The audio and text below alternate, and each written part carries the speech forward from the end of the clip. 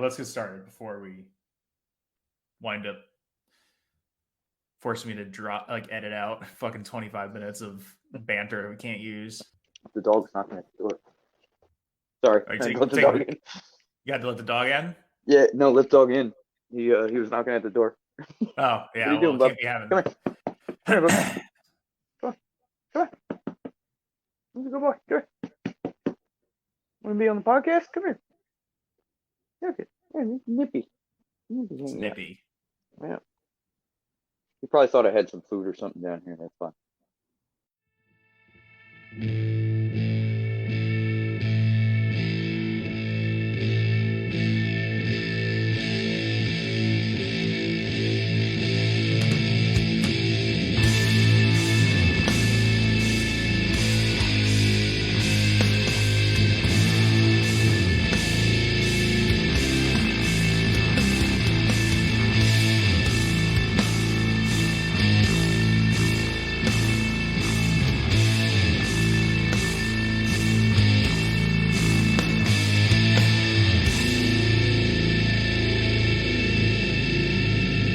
Welcome to the first episode of the Diary of Doom Patreon bonus podcast show endeavor thing, whatever you want to call it.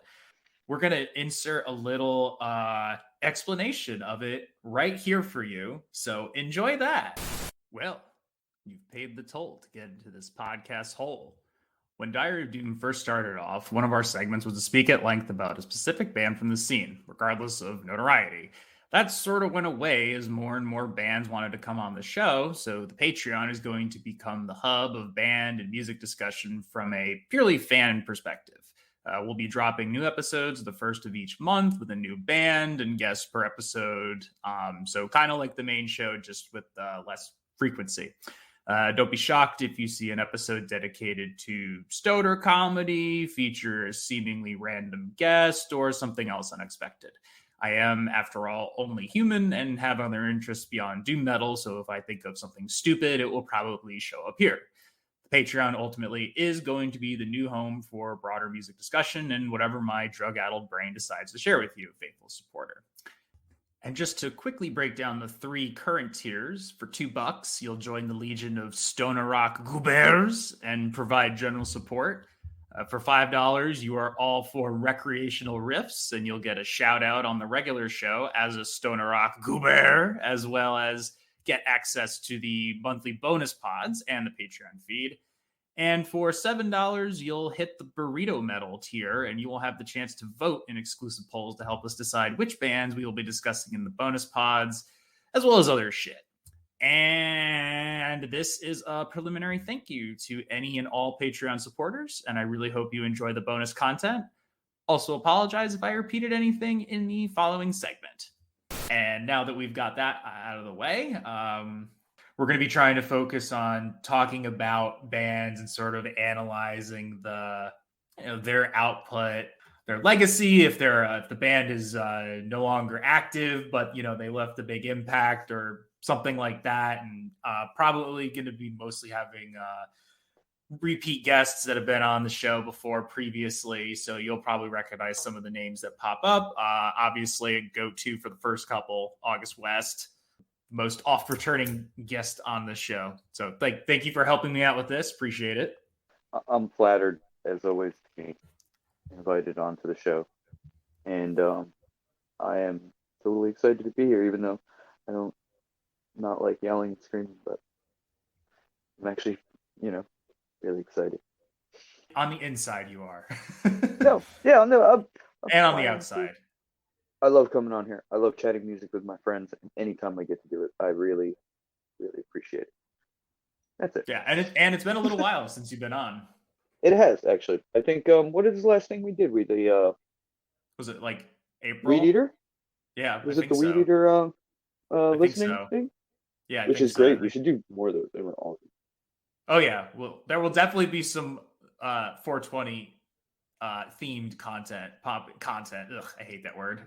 Podcasts popping up down the road. Probably like some, a return to like, maybe the world of the evil bong or Nice. something like that. That kind of bullshit can be expected.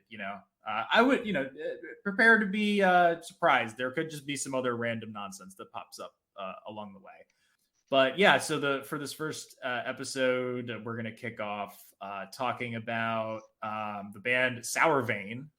They're well, I should get my information up here. So I've spent the last day and today going through most of their discography, and kind of what my first comment about Sourvein is like beyond their music and like the band members and all that is that it's kind of tough to track down some of their songs on the web. Like they don't have a complete discography on Spotify. I didn't really look at Bandcamp. I don't know what the situation is there with them.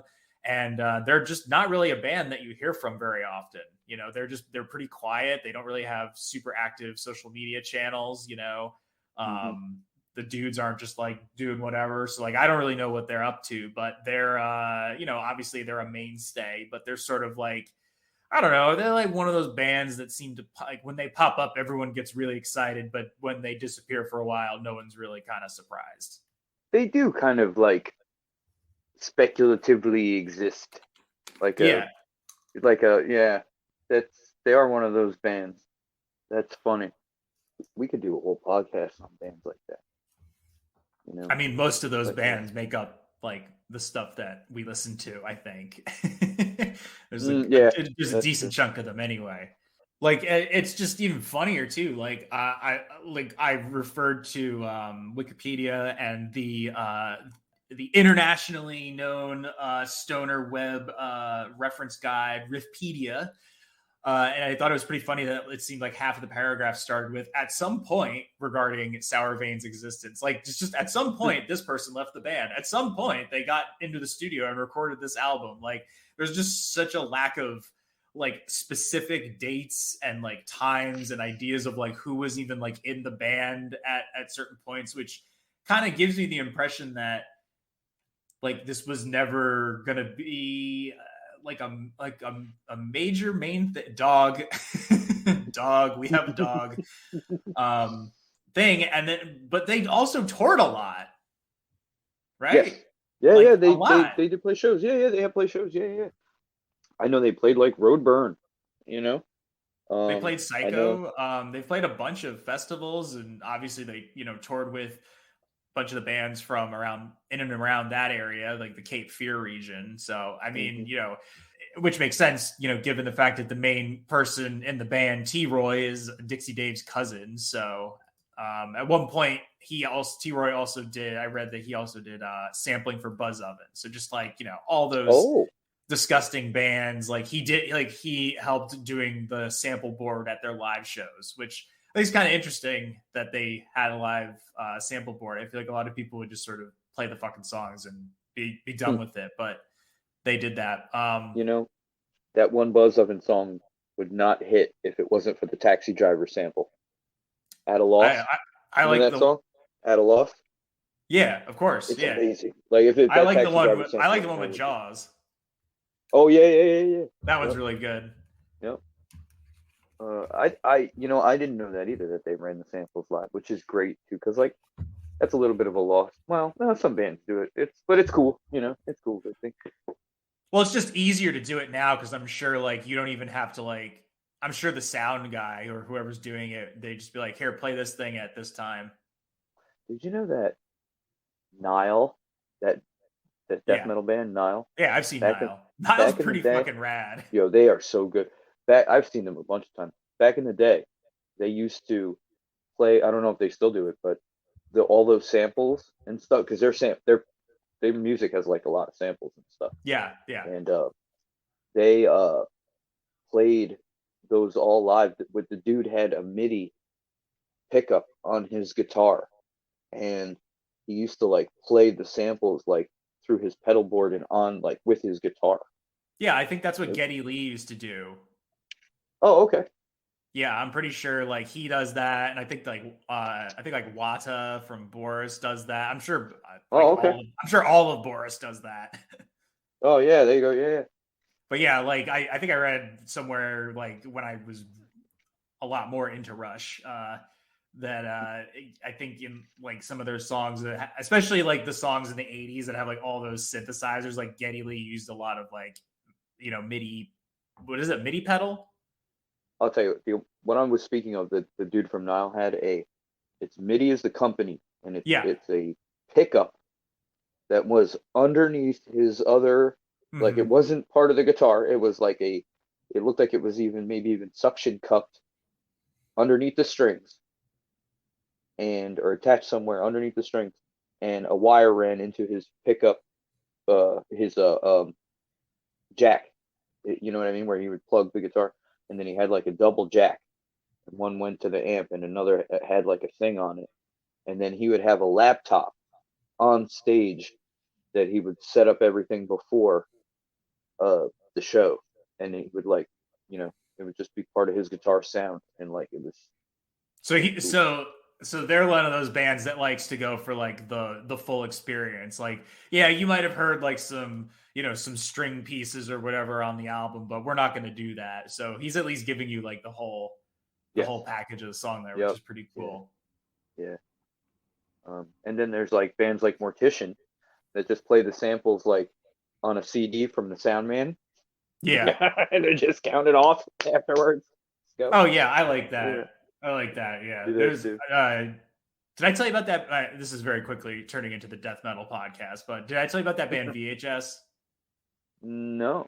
Oh, they're awesome. They're a Canadian death metal band, and all of their albums are just movies and What? pop culture references. And they put out 2 albums this year, and one of them is like a vampire themed one, and they have all these like samples from it, including a Krusty the Clown sample. And when I say this year, like this episode will be coming out in 2022, I'm talking about 2021. We're recording this ahead of time, obviously. Okay. Yeah. But that's for the listener. But yeah, they put out 2 albums in 2021, and yeah, all the samples are fucking hilarious and awesome. Huh. I'll have to check that out. Yeah, I would strongly recommend it. And I think the record they put out in 2020, and I think the year before that in 2019 too was really, I don't know, whatever. I'm sure they had them out. But anywho, Nile's great. Really dig them. I think they played. I don't know. I think they already played. I think they got it was like bumped a year or whatever. But yeah, I've seen them. They're really good. That dude is a ridiculous player. He's just like this short little dude. Yep. He's just like fucking. He like shreds a million miles an hour. You're like, oh my goodness! But it's so heavy. It's and like he just wears like fucking cargo shorts. Mm-hmm. Yep. He was always weird like that back in the day. He looks the same as he did back in the day. He looks like he hasn't aged a minute. It's really funny. Yeah, I shook his hand one time. He like crushed my fucking hand. Like, he seems like a small but still large man. Yeah, he is. He's like a little bulldog. But obviously, in addition to T-Roy, who I don't know fucking anything else about. I believe his name's Troy. That's why they call him T-Roy. Well, that would make sense. I don't, again, other than him being Dave's cousin, I really know nothing about the man, which is good on these folks, by the way, because that's the kind of life I want to lead. I don't want everybody knowing about my shit. You know what I mean? I want people to be like, oh, what's that? Yeah, exactly. But okay, so anyway. I thought he was the guitarist and the vocalist. He might have wrote. Actually, no. He wrote music and riffs for the band. I know this because it says that on the Emerald Vulture. What do you call it? Liner notes for Emerald Vulture. It says that he wrote those riffs. Some of those riffs. Obviously, the other big people in the band were Liz Buckingham, who would go on to be, she was also in 13, which is a pretty kick-ass band too, and obviously Electric Wizard, but this is where she cut her teeth. Like this in 13 was where she cut her teeth, pretty much. Mm-hmm. And Henry Vasquez, who would go on to drum for St. Vitus, The Obsessed, Spirit Caravan, The Skull, and Orange Goblin, and so I'm pretty and it said in 2019, so I'm pretty sure I saw that Really? New York City show, and that was when he had to step in because their drummer couldn't get into the country for like some fucking really arbitrary reason. Like he just got his visa denied. There's a band too, one of Henry's bands too, that I don't think you mentioned, that are amazing, called Blood of the Sun. Oh You ever yeah, heard that I saw band? them on there. I have Yeah, not. it's so good. I mean, I've heard of them just because I read about them. It's like ZZ Top with like keyboard, real heavy keyboard organ Okay, emphasis. It's like fucking awesome. Kind of like I'll check it Clutch. out. Like Clutch with the organ, like you know what I mean, like kind of like, but more ZZ Top ish. If that makes sense. Yeah, that makes sense. But yeah, Sourvein is fucking amazing. Like I tell you, they're one of those bands that like how can I put this? I don't know. They scratch an itch that Yes. you know what I mean? Does that make sense? They scratch an itch. They have a kind of a very abrasive but kind of warm and not so I know what you mean by it's scratch good. the itch because like the music is not necessarily like reinventing the wheel, but they're a band that does it really fucking good. And Yes. like you can I mean, they do the, like I Hate God riffs for sure. They're not a Weed Eater band, like, which is pretty fucking hilarious that they're not Yeah. like that kind of it. They're more of that. They're more riffy than Weed Eater is. I think there's definitely more like song structures and whatnot. There's not. It's not just Hmm. like a ton of bass feedback and like weird. I mean, well, I've never seen them, so I can't speak for what the stage presence is like. But they seem like a band that would probably fucking bring it. He's got like more of a like Mike Nine type kind of voice, Yeah. but I made a note about it. Like, yeah, he's got sort of a Mike Nine Pike hybrid voice. It's lower than Mike's and it's guttural, but it has or it's lower than Pike's and it's guttural, but it has the drunk goblin wail that Mike Nine does so well. You know what I Mm, mean? Like very nice. it just Very nice. sounds grimy and nasty and Hmm. gross. Like it Just like hits it's all supposed the to. right notes. You know what I Yup. mean? And Yup. And there's a few out of their discography. Um, a few of the albums hit really well with me, like hit really, really hard with me that I really like. well, they're also just a fucking weird band too.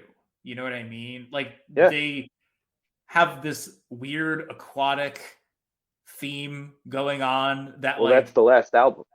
That's yeah, just the but last album.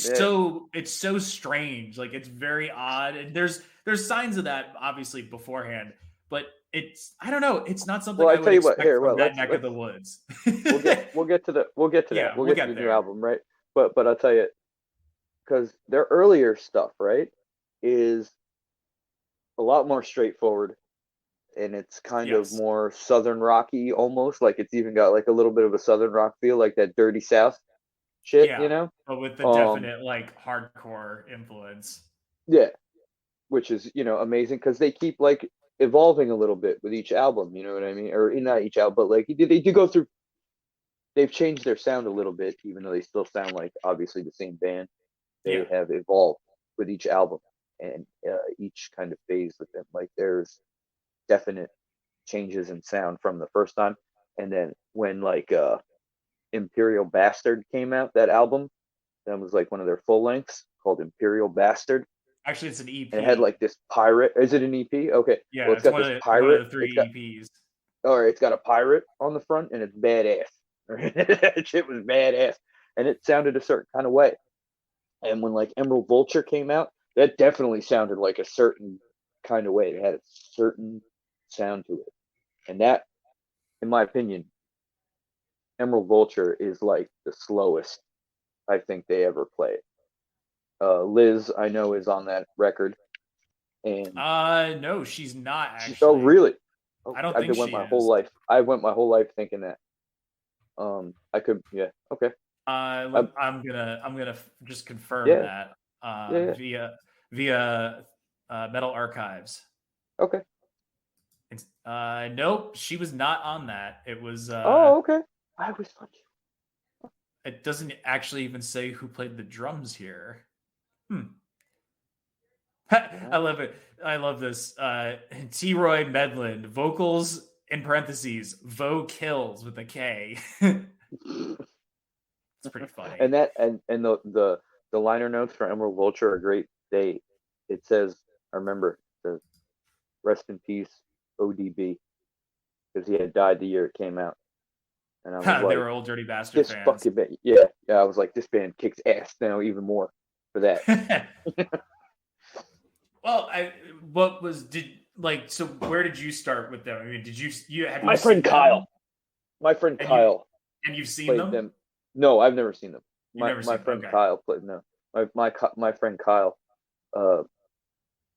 who is, probably the greatest person, what do you call people like us that just love music and listening to new music, like music nerds, I guess you could call them. A music nerd. Like music nerd. He's the biggest music nerd you ever saw in your life. This dude's got a CD collection that is probably in the hundreds of thousands, and he's got a really decent vinyl collection with a lot of good stuff. He's a hardcore collector, and we used to play guitar in the band we're in, our old Doom band, and a lot of the bands that I love and listen to came from him. Mm-hmm. He was like the one out of a crew. The first one out of our crew had a car, so we would get to go everywhere. Kyle, he had the half stack in his bedroom, Anyway, Kyle, yeah, that's where I heard about them. Wish I got to see them. I mean, they could play again. Maybe I get to will. Yeah, it's true. As of today, I'm concert ready. Oh, that's good. Yeah, that's really good. Yeah, I mean, I hope they would come back. Well, based on what I read, the current lineup of the band is T. Roy, a guy named Hefe, I don't know who that is, and Lou G, aka Lou Gora of New Jersey's Halfway to Gone. Oh. Yeah, he's in that. And supposedly Ramsey from Weed Eater on drums, but maybe that's just live. Maybe they just don't have a drummer and they just are going to get whoever. Oh. But I don't know how true that is, so don't take my word for that. That's just based on what I read on the internet. Wow. But supposedly there's a fifth album in the works. They probably said that a year or two ago, and no one's updated the Wikipedia since then. But supposedly there will be a Sourvein release at some point in the future. I like how that last album came out. It was produced by Mike Dean, by the way. Shout out to Mike Dean. Yeah, all my stuff on Facebook lately, and I fucking haven't been making my cheeks red every time I see it. Anyway, but Mike Dean produced it, and it sounds completely different than anything else that they've done. Like when I first heard it, I was like, "What is this?" I was like, "Is this the same band?" I was like, "This is." I mean, it's good. It took me a minute to really get into it. And there's that one song on there that's really good, actually. The Avian song. It's like the one. It's like there's a song about birds. It's all like songs about water, but there's that one song about birds. It's a song about birds. It's really kick-ass. Yeah, well, we'll get there. We'll run through it. I listened to as much as I could. Like I said, some of the stuff was kind of tricky to track down. So I imagine if you were at the store and you saw a copy of Emerald Vulture, you'd probably buy it, Hell yeah, I would. It seems like a thing you would buy. It'd be like if you saw a Grief record, you know what I mean? Yeah, hell yeah, I'd buy it in 2 seconds.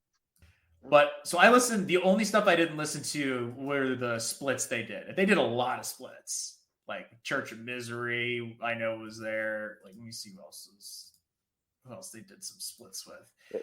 They did splits with Rabies Case, Church of Misery, 2 with Church of Misery, and they did one with Graves at Sea. That band is really good. Oh yeah, that band's good. Yeah.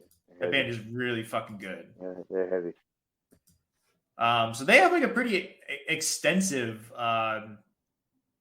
discography, and they've been around for basically just about what 20 or so years, a little over 20 years they've been a band. That's pretty fucking rad if you ask me.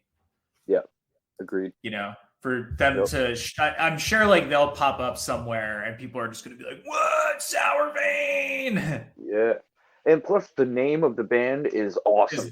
It is. It's a great That's band a great name. That's a great Sourvein.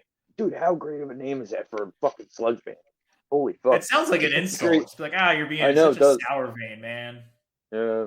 But it also sounds like, I'm assuming like it has some drug reference possibly. Yeah, that's what I was thinking, yeah.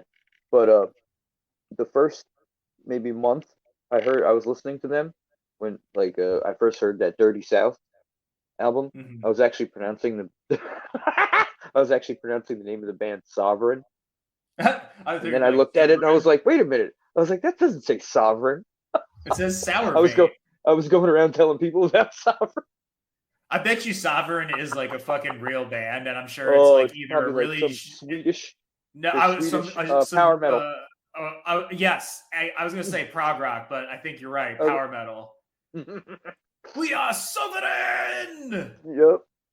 Oof. This song is called Heavy Metal Thunder and Lightning. It is an original, but hardly original. And they have these swords and the bear panties, like like Manowar. Yeah, that band. You ever seen their bass player? Was he the pedophile? No, I think it was a drummer. Well, I don't know. Actually, I can't say, but I believe that was the drummer. But anyway, the bass player, one of the bass players, the one guy I saw, I went down like a tiny little rabbit hole just because I saw him playing this thing, and I was like, what the fuck is that? He plays like a bass that's got like an ultra skinny neck, and it looks like a broomstick. Google the bass player from Manowar. And watch. Look at the picture of the guy's bass. Look at it. Look at his bass. It looks like a damn. It might even only have. Oh yeah, you're right. 3 it is strings. Super thin. It's weird looking, right? I was like, what is that? I think it might only have like. Does it have 4 strings on it still? You see 4 tuning pegs at the top? Yep, it's only got 4. Wow. Manowar bassist Joey of Mayo, launches Words of Power podcast. Yeah, I won't be fucking listening to that. Oh, maybe he'll be talking about his bass though. I'm good. I'm pretty solid there. Let's go back to talking about it. That's funny.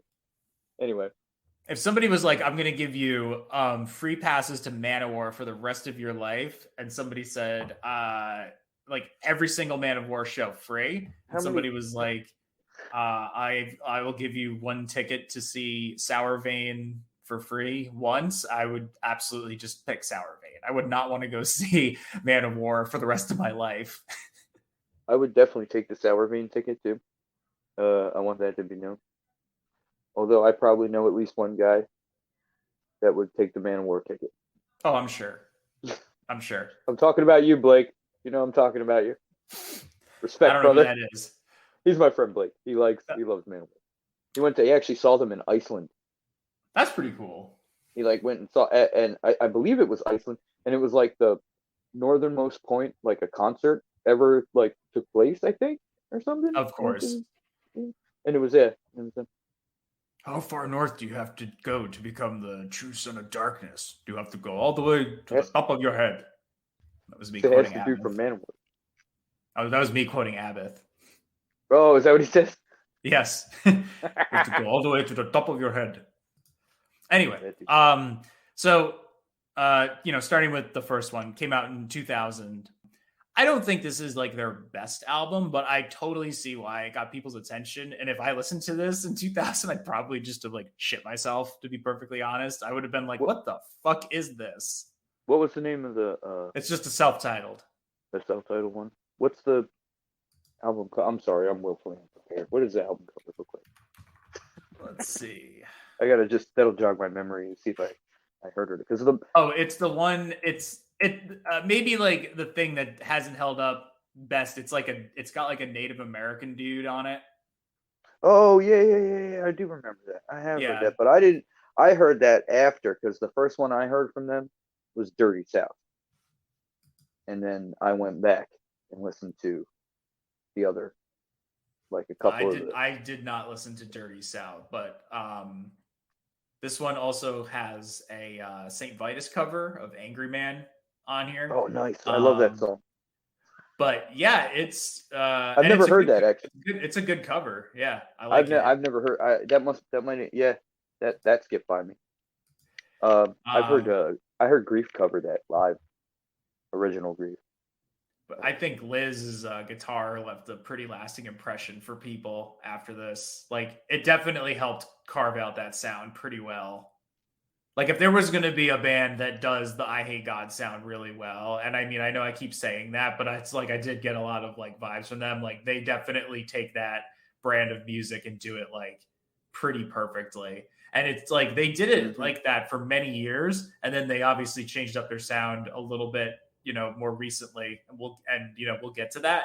But like, this is a pretty fucking sick debut. Like, if like it would be pretty cool to like find this, like a physical copy of this somewhere. I think my favorite tracks, I liked Gone and Intake. Those are my favorite tracks off the album. And again, I don't really have much of like context to provide about like what was going on with this band at the time, because there's just not that much out there. I mean, I'm sure if you like, really dug around, you would probably find some old interviews and whatnot. But that probably was that's not really super indicative of what they're doing, as I'm sure some of this shit's from like, circa 2002, 2005, whatever. But so I don't really know what was going on here. They're obviously, they swapped out the lineups quite a bit. T-Roy's like the only one that's been in it consistently. Then they put out Will to Mangle. So this one was not on Spotify. I had to listen to this one on YouTube. And this one, what I think, it's pretty interesting because this came out in 2002. And just consider the fact that High on Fire, Surrounded by Thieves came out the same year. That's pretty fucking wild. You know what I mean? Yeah. And both of those albums have very similar DNA, obviously, with like the huge mammoth riffs. Like Sourvein pretty early on definitely was like I Hate God mixed with, they definitely like the Dope Smoker riffs, but they like more of the like punchiness that I Hate God had. I think that Sourvein, they have that more of that vintage side of the sound, like Sleep, as opposed to like the fucking toxic, insane mania that Pike and George Rice made on Thieves between the two of them. Like, it's just, those dudes just fucking pummel their guitars, and there's a little bit not as much of that on here. Like, there's not as many power chords, you know what I mean? Yes. Yeah.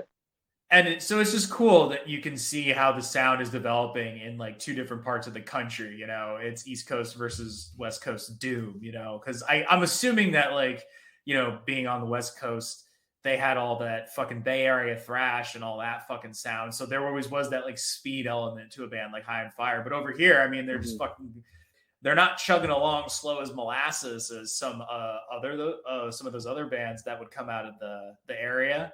You know what I mean? But they still have all of the things that make them uniquely from the Cape Fear region. Yes, well said. Well said. They don't have as many. They don't have like the solos that. No, that wouldn't show up for a little while. Yeah. Yep. But as far as the the rhythms, you nailed it right there.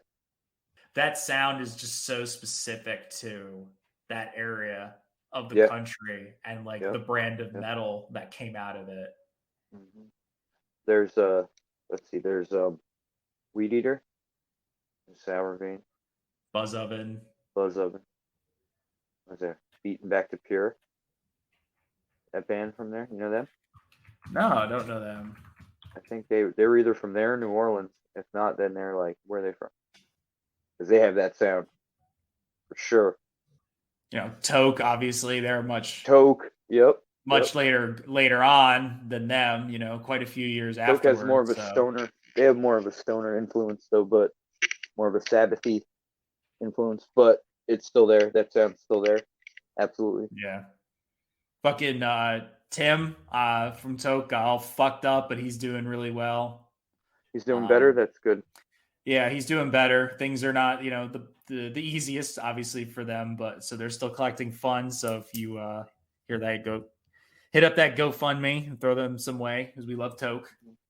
So anyway, yeah, this album, they're starting to get more into their weird aquatic interests and themes. Again, I think it's such a weird thing for a sludge band, but hey, fuck it, it's working. They're doing their thing. My favorite songs off of this one were Sea Merchant and Black Zorlak, which would be a really cool name for a band or some kind of weird alien. It just sounds like something from Hitchhiker's Guide to the Galaxy to me. Huh. Which is what I'm currently reading. Oh, nice. All right, so I'm gonna let you talk about this one because you like it so much. They put out 3 EPs, and the first one was Emerald Vulture, which came out in 2005.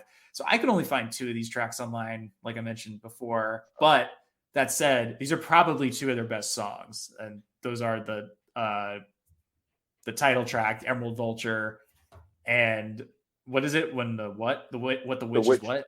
The Witch Rides Out. Witch Rides Out. I mean, it's like those are like their songs. That song is so badass. That fucking shit. And the artwork is fucking rad too. Oh, the Vulture, really he's cool. Like looking over his shoulder. He like painted green. Yeah, awesome. Yeah, that shit is awesome. I believe there might have been only 2 more songs on it. Yeah, but they were both quality too. Yeah, they're real quality too. I mean, I remember putting it on and being like, what is this? And I put it away for a minute, and then I remember listening to it again and it being like, whoa, this, it's that kind of thing. Mm-hmm. And then it went for a while. It was like my go-to, like when I'm pissed off, I love to listen to it and loud, like, because it's one of those things when you turn it up loud, and especially if there's other people that don't, that they don't like that. There's not people, that's not for everybody. Mm-hmm. Yeah, so that album kind of has a little bit of a special place for me. Oh, just want to quickly interrupt and just say that I went on their Instagram. New album coming out next year. Really? Yep. Cool. So expect a Sourvein album in 2022. Oh, okay, yeah, cool. That'd be fucking sick. Band's awesome. Very fucking cool. But I mean, yeah, that's other than that, it being really my, it's one of the classic Doom albums that has a special place in my heart. It's definitely goes up there with all of the classics for me. I can't say that it's going to do that for anybody else, but just, I really like it. It's always a thing with EPs. I feel like people love to, when they're talking about music, they love to break it, be like, and then that band put out that one EP and it fucking changed the game. I don't know if this album changed the game, but it is one of those EPs you can just throw out and be like, this album fucking rules. This EP is great. And I think that's the power of the EP, is that you've got, you've really only got a limited amount of time for what you can do. So, and of course it's hilarious now because the average Doom album is 4 songs, you know, and that's one thing I'll give them credit for, is they can cram a lot of songs into an album, and it doesn't feel like they're really overstaying their welcome. You know what I mean? Mm-hmm. That's probably their like country and hardcore sensibilities coming through. Kind of get get to the point, so to speak. But yeah, that's definitely like a potent little EP right there. It's a very impressive presentation of an album. Like it's fucking rad. And those 2 songs 100% deserve to be in their set list when they play. They have a lot of stuff they could be playing in their set list. I'm sure they have a pretty specific one, but they have a pretty extensive amount of material that they could do. Like they could easily do a couple of nights just playing a bunch of different material. I read they did a set where it was just their EPs. Really? Yeah, just the 3 EPs they released. What? Which I think would be pretty cool. So they did Emerald Vulture and in its entirety? They did Emerald Vulture, Ghetto Angel, and Imperial Bastard. And Imperial Bastard? Yeah. In the same set? Yeah, it was just those. It was just those albums. Dude, I would have lost my shit. Oh man, I would have lost my shit. Yeah, where was Dude, that? Imperial Bastard. Dude, that song Black. What is that song on there? They've got a song called Black Something on Imperial Bastard. I think it's that. I don't want to sound stupid, but that song kicks ass too. Damn. This was in, let's see, according to Riffpedia, Sourvein would be back on the road with a split with Graves at Sea and a tour of Europe with that same band in 2014, leading into festival appearances at Doom over Leipzig and Roadburn Festival. The appearance at Roadburn was unique in that it was a curated set of the band playing all the songs from their 3 EP releases. Fucking, of course it's at Roadburn. Dude, yeah. Wow. Amazing. Just another piece of amazing music from Tilburg. Holy shit. I gotta get there. Oh my goodness. I know. But yeah, I really liked it. I mean, both of those songs are fucking awesome. And then they did Ghetto Angel in 2008. They did 2 albums in 2008, Ghetto Angel and Imperial Bastard. Ghetto Angel seemed to have like not the hottest reviews from what I could tell, the couple that I read. I don't really think there was anything wrong with it. Maybe they just were like, it's time to try out something new. I don't know. I'm trying to think of how the sound the album. They have a song on there called Septic Werewolves, which is number 1, awesome. Okay. I don't know what, and number 2, what is a septic werewolf? Is it a werewolf that comes out of a septic tank? Is it? That's what I was thinking. Yeah, like, that's what I. How does it get there? Werewolf in the sewer. Oh, I don't know. Someone pooped one. Maybe it was a sewer guy that was working down there. How would he get? And he got bit by a werewolf. Get bit by something. Yeah. But how would a werewolf get down there? What if he hides out in the sewer? Because no one will chase him down there. He's like. That's true. And he smells like shit, so that way people get close to him and be like, no, no. Yeah, he's like a skunk ape, but he's a skunk wolf. Yeah. But he's like Ron Perlman from Beauty and the Beast, lives in the sewers. Oh yeah, show. My mom used to watch that show. I think a lot of moms watch that show. I think it was on the Hallmark Channel. Not a frequent channel that I watched as a kid, but yeah. And then Imperial Bastard was even tougher. I only heard the one song off of it, the title track, but I thought it was good. Oh, okay. Yeah, that song's great. There's a song on there, I believe. I hope I'm speaking correctly. But there's a song on there. It's like Black something. It's like Black Breath or something like that. It fucking had one of those, It was a badass fucking Sourvein style jam riffs, that's awesome. Oh, you know what? Heavy. I don't know what the song sounds like, but one of the songs on Ghetto Angel, I love the title for it, it's the abbreviation for Do I Look Like I Give a Fuck, which spells out to Dillagaff. Huh. I didn't know that. I like the cover art for Imperial Bastard too a lot. It's like a pirate guy. Yeah. It looks like a craft beer label. Oh, okay. That's what it looks like to me. That was way before craft beer. Yeah, this was 2008. That shit. Yeah, there was no craft beer when that came out. I was still in high school when this came out. Isn't that pretty insane? Yeah, I believe it. I mean, I was in high school. Wait, was I in high school listening then? Probably. Yeah, I would say probably. What was the track listing for Imperial Bastard is I, Vigilante, Shipwrecked, Imperial Bastard, and Fourth Wind. I don't see anything about Shipwrecked. Oh, it might have been Shipwrecked. Maybe that's the song. I don't know. There was a song that there's another Sourvein. Oh, you know what? You might be thinking of this. Sourvein did a split with a band called the Blood Island Raiders, and their song was called Black Cloud Revelations. Oh, that's the shit. That's the shit? That's the shit, yeah. That song's got some fucking... It's got some... I think that's one of those riffs, So then that brings us to their album Black Fangs, which came out in 2011. Oh! No, you know what? Fuck me. That's what I'm thinking of. Black Fangs. Thinking of the album. Yeah, that's the whole album. Yeah. That album's great.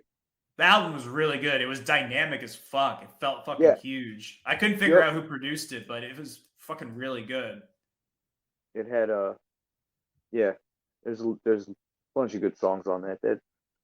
Dang. Yeah, it's just a really great balance between the pummeling riffs and weird distortion and just like general fuckery with the guitars. There's definitely that like I hate God feedbacky. A lot of that going on, you know. Using feedback as an instrument, as I'd like to say. Oh yeah, and like, you know, I always just think of Grief and like what they did with that sound and how you like manipulate it and control it and really shape it into a new form beyond what it is, just like essentially fucking noise. My favorite track off this was probably Bleeding Charm. I really liked that one. Which brings us to their last album that came out coming up on 6 years ago, soon. Aquatic Occult came out in 2016. I don't know how you feel because this definitely felt pretty far away from like their original sound and where they were as a band, but I thought it was like the right progression for them. Definitely moved a little out of this like just the harsh, aggressive sludge and putting a bit more melody in their music. Like I definitely felt like they took some notes from Crowbar because Crowbar has some of those songs that are a bit more melodic and have that like that sense of that croony kind of sensibility to them. And like full on just embracing the aquatic imagery, which to me, again, just seems kind of hilarious. Like they're just not dudes that I associate with the ocean, but whatever. And there's parts of it that are just straight up like psychedelic as opposed to sludge, which is great. I mean, it's just such like a nice added sound. And I don't know. And this was the one that you said was produced by Mike Dean. Yes, sir. I think that explains it. I think Mike Dean pushed them in a completely correct direction with this. He definitely lent a good hand to it. So I'm wondering if they're going to be working with him again for the new one, because I thought this one was probably their best album. It's the one that I liked the most. You know, as I'm looking at it, Cape Fear is a shore town. I guess that makes sense. Beach. It's a beach community. That is true. Possibly, you know, that you have to think that plays into it a little bit. Yeah, I guess I just think of like the Pacific Northwest and you know, like Maine and stuff like that being like, you know, the true, and Boston being like the true coastal towns. But you know, everyone's got it. Not everybody, but all these other states have a coast, and there's going to be that culture that grows up around there. So yeah, it does make sense all in all. I guess compared to the rest of the bands that are singing about like, I mean, it's not like they don't sing about like depression and drugs, but like, you know, I just feel like most of like, well, you know, obviously Buzz Oven, but I feel like just like so many like of those bands spend a lot of their time talking about either like just completely bizarre, weird shit, like that's not even like conceptual in nature. It's just like bizarre because they all have like that weird Southern humor or that Southern spit on things, or they're just talking about like doing heroin. Oh, yeah, there's a definite criteria when it comes to being a sludge band from the South, and the criterias often involve hard drugs, which alcohol. A lot of alcohol. And you know, it's the bands I think that push through that a little bit, that those and you know, start writing about other things are the ones I'm more apt to listen to, you know. Even I Hate God doesn't do that shit anymore. It's interesting too, just because it's not like talking about like substance abuse and addiction is anything new to music. It's just, I guess like Lou Reed made it seem like this romantic endeavor, you know, like you could talk about doing heroin in like a very artistic manner or whatever. And this is just like talking about, it's not art. I mean, it's artistic, in the way that it is art, in the way that music is art, but it's not putting on any kind of airs about it, what it is. I think it's pretty real when these bands do dive into their, talking about their feelings and how fucking horrible they feel, and that's just how they got to get it out there. It's just a way different approach than what I think we're kind of used to seeing in like more mainstream like rock and roll. And obviously it's like not really the most attractive or more marketable things, but hey, Sourvein's been able to do a pretty good job, and it doesn't seem like the extensive touring and all that has really kind of like held them down in any way, shape, or form. Like they just keep the band going. People want to be in the band. They want to keep it going. They know they know they got fans out there. They're not shooting their toes off and getting shows canceled and whatnot. Yeah, this album rules. I do more of this, Sourvein, if you're listening. I don't know. You're gonna have to pay at least $3 to listen to this. I'm interested to hear about, or I'm curious to hear about what kind of turn they're gonna take for newer music. If it's gonna be, a little bit of a continuation of this, aquatic occult. Is that what it's called? Yeah. Aquatic occult sound, or if it's gonna be something new, or even, old return to form, slow ass fucking nasty grimy shit. Who knows? Whatever it is, I guarantee I'll be listening to it because it's probably gonna be fucking awesome. Oh, I'm absolutely listening to it. There's already some pretty cool shit coming out next year.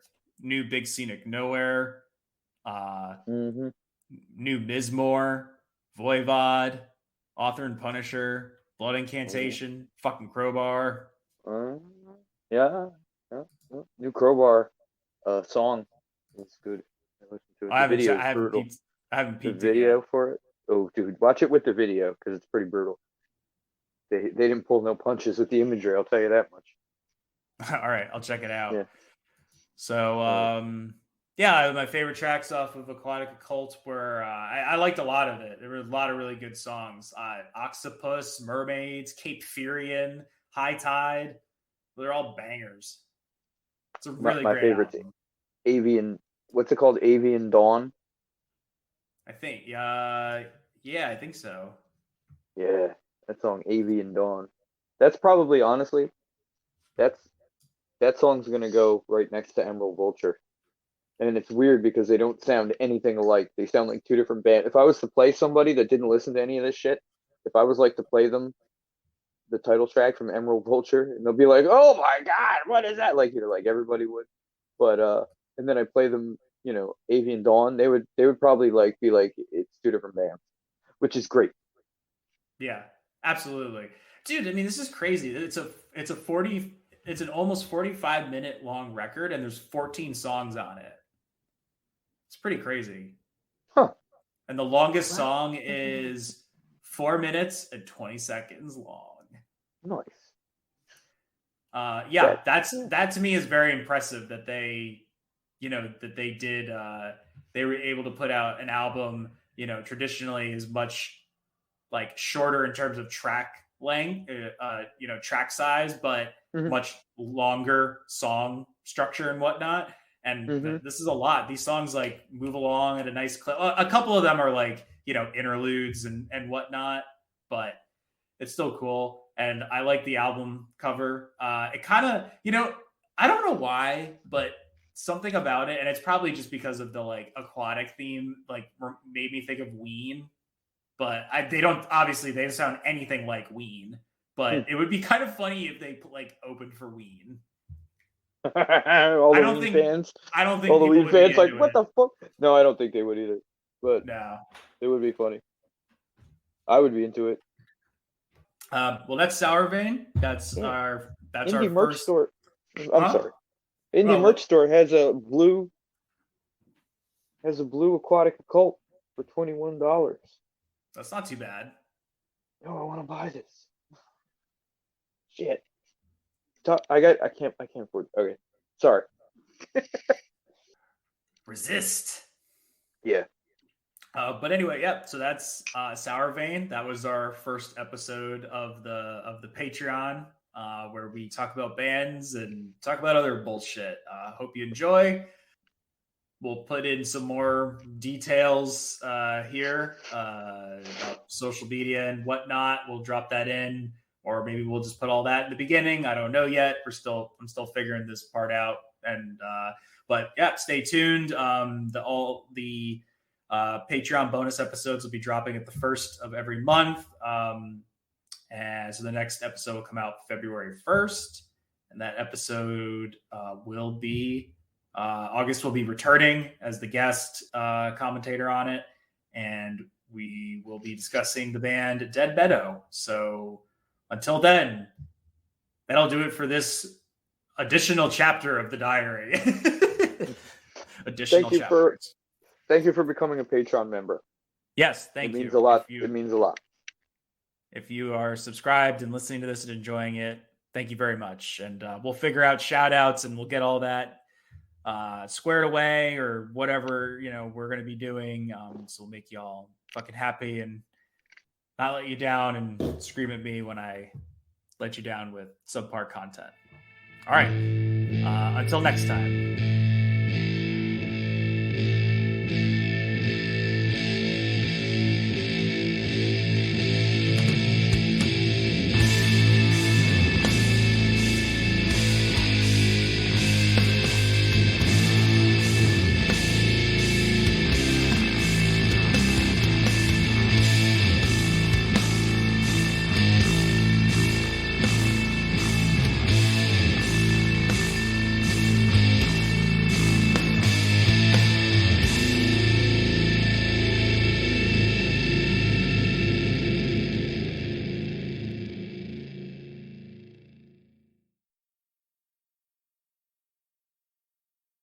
First time we saw Warhorse, they opened up for Electric Wizard on Dope Therm tour, and there was two local bands, and then Warhorse and the other band, Electric Wizard. And long story short, Warhorse was awesome. And then after the show, we were smoking weed down in the basement. So I could go on about it for like a really long time, but we were smoking like bowls just down in the basement, just smoking like in the hallway or whatever. And the dude, he looked like our friend Beavis. And Beavis is like a picture of Beavis from the show, but in human form and fat. Not super fat, you know what I mean, but like pretty chunky, dude. Chunky Beavis, yeah. And Beavis had like this big. Even had the big like hair that came up like that, you know what I mean? Like Beavis. But this guy looked like Beavis, and he was just like, just turned around and saw us smoking, was just like, bah! Then we just started talking.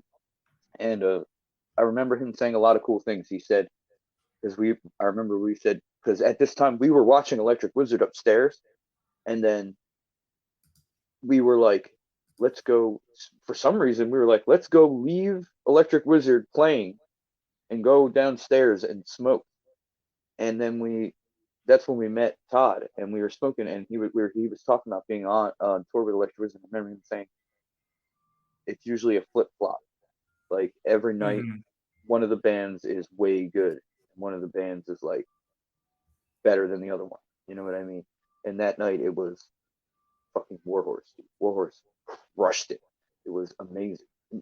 Pete threw up in the garbage can, and Kyle passed out, and it was just fucking amazing. And then we went back up and finished watching Electric Wizard stuff. And they were really good, obviously. You know what I mean? They played like we got to see like Witchfinder and like all these great songs. That was the second time we saw the Wizard. And then I remember one of the guys from the first opening band. He like gave us shit because we were like down there smoking. And then I remember like the next time we saw Wizard, we were smoking with them, and then he showed up, and it was the same dude, and we got to like kick him out of the room. You know what I mean? It was pretty awesome. He was like, I remember him asking, because I was like, damn, this dude looks familiar. And then he asked Mark, he was like, do you remember the name of his shitty band, which I don't remember right now? Kung Pao. They were called Kung Pao, like the chicken. And he was like, do you remember Kung Pao? And he was like, and Mark's like just all drunk. He's like, fucking, fucking. Yeah, man, it was crazy seeing all those shows back in the day. It's like nobody gave a shit about the music, and there's only 30 people at these shows.